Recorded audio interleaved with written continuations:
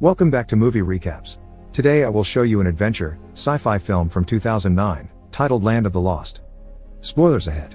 Watch out and take care. In a mysterious wild zone, an astronaut desperately calls for help, but his communicator isn't working. He believes he has fallen into some kind of tear in time and space, most likely not even Earth anymore. A roar in the distance puts fear in him and he begins running, but it's useless. A hungry T-Rex finds him anyway. Meanwhile on normal Earth, TV host Matt Lauer welcomes to his show his latest guest, pompous Dr. Rick Marshall. Rick has been studying quantum paleontology, which is based on the theory of time warps and has taken $50 million of research. He's even written a book about it, and now he's asking for more funds. Matt of course finds the idea of parallel dimensions laughable, and he points out every important scientist in the field calls it nonsense, which angers Rick and makes him leave the studio. But he comes back when he hears Matt say he's out of his mind, intending to fight him, only to be stopped by security. 3 years later, Rick is making a presentation on tachyons, subatomic particles that move so fast that they travel backward in time. He's designed a device, the tachyon amplifier, that should allow them to travel sideways in time to another dimension where past, present, and future all meet. Sadly, his audience doesn't care much. It's just a bunch of kids on a class field trip and they only have silly questions to ask. Giving talks for kids at a museum is the only job Rick could get after the incident on TV. But one person does seem interested in his research, doctoral candidate Holly Cantrell, who visits Rick and tells him he's brilliant. She thinks he should finish building the amplifier because his theories are right, and to prove it, she takes out an ancient fossil with an imprint of a modern lighter. She found it in the desert, surrounded by crystals that radiate tachyon energy, like the one she's wearing on her necklace. Rick looks at the fossil, takes out his own lighter, and puts it on the imprint. It fits perfectly. This gives him back the hope he had lost. The next day, Holly comes back to check on him again and finds him waking up from a food coma. He stayed up working until very late, but he did it. He finished the tachyon amplifier, which he built using some household objects, so it has some leftover data from the drive like silly songs. He hasn't been brave enough to test it yet though, so Holly takes him to the desert where she found the fossil. The problem is, the cave she used to explore has become a tourist attraction, so they must pay gift shop owner Will Stanton to take them there in his raft. The cave has been decorated to make it look spooky, but Rick and Holly don't care about the made-up myths Will is trying to tell them. There's a strong tachyon reading in his cave, so Rick turns on the amplifier, which falls into the water when an earthquake suddenly begins. The waters under them get more aggressive and the raft is pushed to the back of the cave, which has magically become deeper and glowing. The trio falls into a water vortex at the end of the ride. This vortex turns out to be a time warp that takes them to the land of the lost where past, present, and future collide, just like Rick had theorized. They're on a big desert surrounded by miscellaneous things that have fallen there, from random doors to a Viking ship. The only issue is that they've lost the amplifier, so they must find it if they want to return home. A sudden noise alerts them of a presence nearby, so they go investigate. They find two advanced primate creatures about to sacrifice a third, so the trio decides to cut in to rescue him. Will tries to scare them off with the flame of his lighter, but the creatures simply grab it when he accidentally drops it on the ground and run away. Since she studied primitive languages, Holly approaches the third creature to show him their friends, and they learn his name is Chaka. Rick tries to check Chaka's wounded ankle, but this makes him freak out and run, so the trio goes after him. They end up falling into a hidden sandpit that takes them to an underground cave filled with bones. Sentient vines sneak on them from behind and grab them by the waist to hang them on a tree, so the group begins swinging from side to side to try to reach the trunk. A T-Rex appears on the opposite side and tries to eat them, but because of the swinging, he misses them and chomps on the vines instead. This frees the group and makes them fall to the ground, where they immediately start running away into the jungle, where they stop to take a picture of the T-Rex for proof before making their way into a mountain. Chaka has crossed a bridge and is trying to destroy it to stop the dinosaur from following him, so the trio must run extra quickly so they aren't left behind. They cross to the other side just in time, and when the T-Rex sees how narrow the bridge is, it decides the risk isn't worthy and leaves. It changes its mind however, when it hears Rick say its brain is the size of a walnut, so it turns around and jumps over the gap to go after them again. The group begins running once more and enters a different cave with an entrance too small for the T-Rex to go through, so this time it gives up for good. Will is sure the dinosaur has been looking specifically at Rick, and Holly decides to call it Grumpy. Inside this cave, Chaka finds the skeletons of two humans and a bunch of their stuff, including a record player, so they decide to camp there for the night. With Holly acting as his interpreter, Chaka tells them more about his life. He's the prince of his people and has been the victim of a treacherous plot to steal his throne. His only crime is to love too much, and he thinks he's been treated too harshly simply because he's pooped in the village well.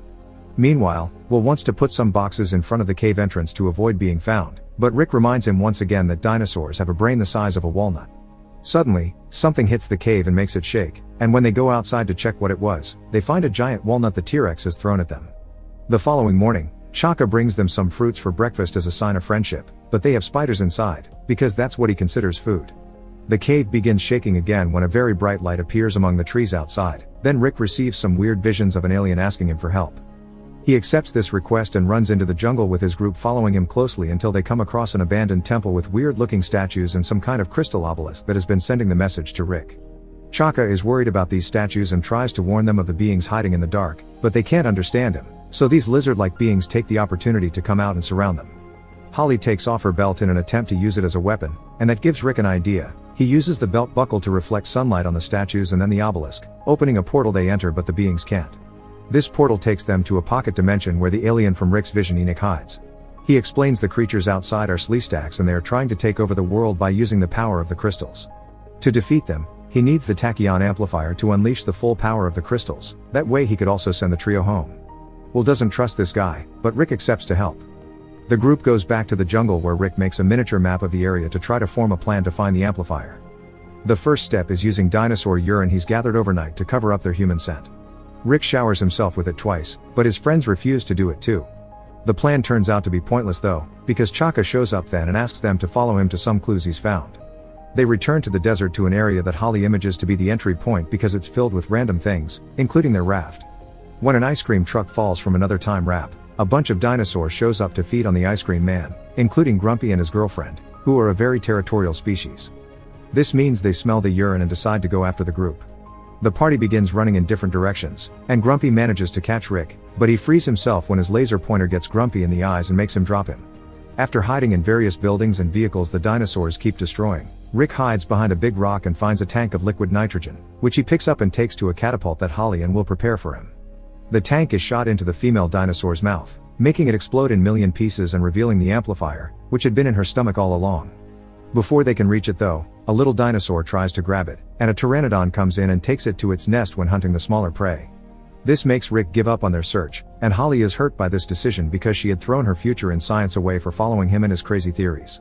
She, Will, and Chaka go back to the jungle to camp for the night, and Holly translates a bit more of what Chaka tells them about his life. He misses his tribe, which is nomadic and lives where food is. The women serve all the men's needs, and as the prince, Chaka has a harem of his own. He thinks they're ugly but they make up for it with nice personalities. Their little chat is interrupted by Rick, who had a lot of time to think and has decided he won't give up. He tries to apologize for his attitude with a song on the banjo while a huge mosquito sucks his blood, which makes him feel tired. The mosquito ends up dying when Rick passes out on top of it. The next morning, Rick doesn't notice the giant welt on his back. He just guides the group to the volcano where the dinosaur nest and the amplifier are. Very carefully, Rick sneaks among the eggs without touching them and reaches the amplifier, which has been playing music all along. When Rick turns it off though, the eggs start hatching, because what has been keeping them asleep is the music acting as a lullaby. Rick can't find a way to turn the amplifier back on, so he starts singing, and his friends soon join him, even Chaka, who proves to have a wonderful singing voice. The baby dinosaurs go back to sleep, and the group manages to escape with the amplifier. To celebrate their success, they return to the desert and have fun in the pool, where Chaka shares some fruits with Rick and Will as it is tradition in his village.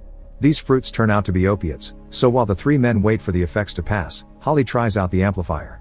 It makes another crystal obelisk appear in the middle of the desert, and she enters it to find a cave inside with dinosaur eggs, so she keeps one. There is also a hologram with a message from the natives with a warning. Enoch is actually the bad guy and he's trying to get the power of the crystals for himself.